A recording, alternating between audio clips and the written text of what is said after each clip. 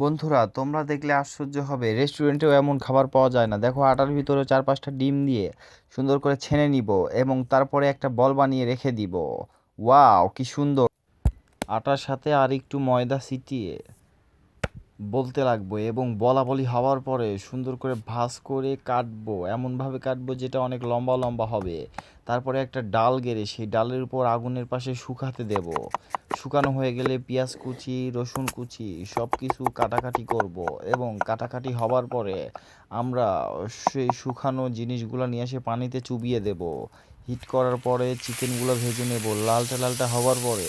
এমন সুস্বাদু টেস্ট চলে আসবে যা খাবার পরে তোমরা পাগল হয়ে যাবা, জিভা দিয়ে রস পড়তেই থাকবে। দেখো, দুধগুলা মিশানোর পরে কেমন একটি ফ্লেভার আসে। ওয়াও, কি সুন্দর, তাই না? খাবা তোমরা? খেতে চাইলে চলে আসো এলআরবি ভিলেজ কুকিংয়ে সাপোর্ট করে এবং সাবস্ক্রাইব করে পাশে থাকো।